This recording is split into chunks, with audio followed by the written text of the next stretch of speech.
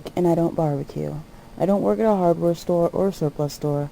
I'm not a hairdresser or a waitress. I just like to carry stuff. Well, you already know I'm quirky and odd, so to the world I'm going to pose a question. How about a little less suck on the aprons? Come on, seriously. I'm not all about these frickin' frills and stupid sashes and flowers and rick-rack and twall, either too flimsy or too bulky or too boring. That's exactly why people believe you shouldn't wear them out of the house. But I, my friends, am core comma hard, and I rock an apron that is nothing less. Start off with some measurements. Your waist measurement minus 10 inches will be the length of the fabric. The width of the fabric can be whatever you choose, but I suggest you don't cut it less than 22 inches because of either seam allowance or hem allowance, or, heaven forbid, fraying.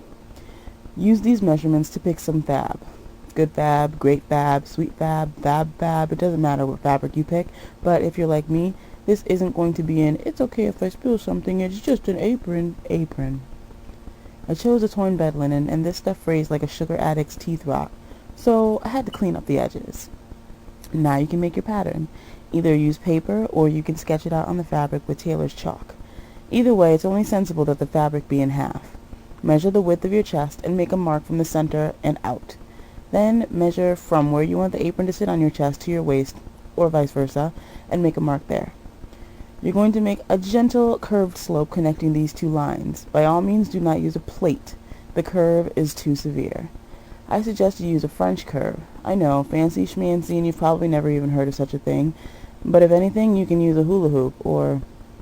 well, I can't think of anything with a good curve that a normal personage would have in their home, so you can just do it by hand. Try a few strokes and see what you like best. Cut out the curve, pin your pattern down, and cut the fabric, or if you're not using a pattern, just cut out the curve on the fabric. If you save your patterns, mark the top and the butt so you won't be confused later. If you're doing a reversible, cut out the same pattern on both fabrics. This part I love, designing the pockets. Take some time to think about this. What are you going to put in them?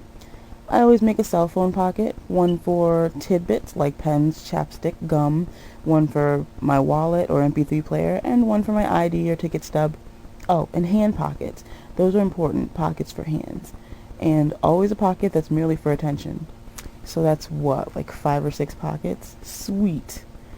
Making pockets is always best done on paper first. If you don't have ruled paper, use a straight ruler and your imagination.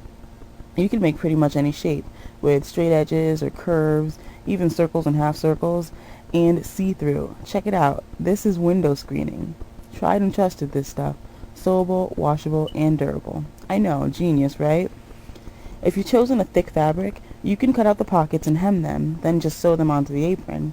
But if you chose this slinky fabric like I did, you may want to line your pockets. For that, you have to clone every one of them. Especially sucks for these, because that means cutting out the same shape 4 times, and double for the pockets on the reverse side of the apron. Imagine how much time was spent cutting stuff out. I hate myself. Finish those and move on to the contrasting fabric for the reverse side. Alright, now we'll break up some of the tediosity, if that's a word, with more creativity. Very crudely, and with the artistic skill of a 4-year-old, map out where your pockets will go. Once you do that, you can add some spiff to a few of them. This plain black pocket is going on my red side, but has no pattern, so let's spruce it up with some ribbon and jump rings. When you add ribbon or anything to pockets, and I've done this a lot, do it the easy way. Pin the design to the front of the pocket, sew it at the edges, and leave the remainders to be tucked under by hemming. Oh man, that is sassy.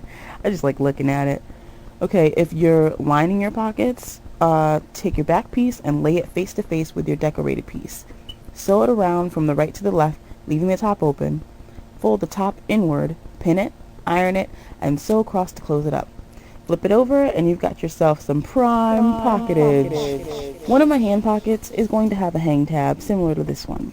Cut a snippet of ribbon, which is about 4 or 5 inches, let's say, and add your D-ring, O-ring, or whatever kind of ring you're adding. Pin it to the face-up pocket piece upside down. Sew it down. If your pocket is 1-ply, you can just flip the ring down and it'll bend the fabric where you want to hem it. If your pocket is 2-ply, place the back pocket piece face to face again with this one and sew around the same way you did with the other pocket. Turn it inside out. And your hang tab is rockin'. And so is your pocket. I neglected to mention that it's important to square the inside corners and curves of your lined pockets. They'll sit more pointy and whatnot, or round and whatnot. So you have some pockets. Well, you may have some. I have 10, plus the 2 secret attention pockets for which I can't divulge my method on creating. Remember your big plan? Now it's time to put it into action. Lay out your pockets and pin them where you want them. Do yourself a favor now and don't position any pockets so they sit on the imaginary line where your waist ties will be attached.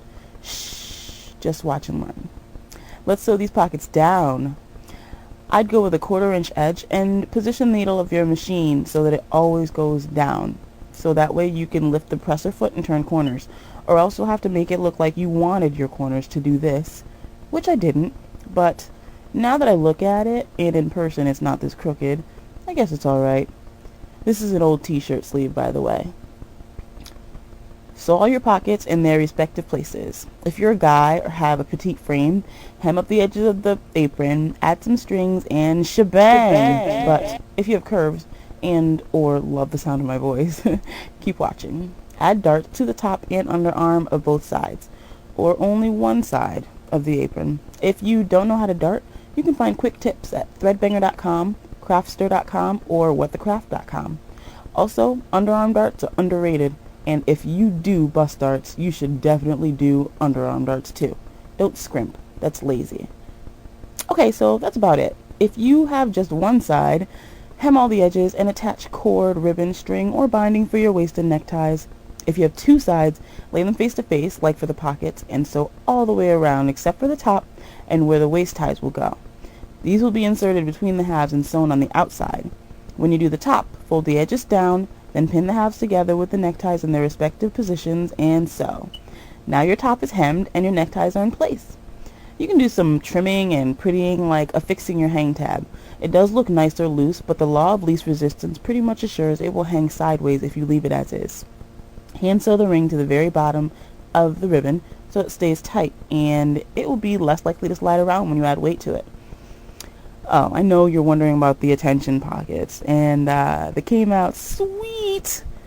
Well, congratulations, you've got yourself a stylish apron now. And the best part is, if you listen to what I said about keeping the waistline clear, you'll get 2 aprons at the making of 1.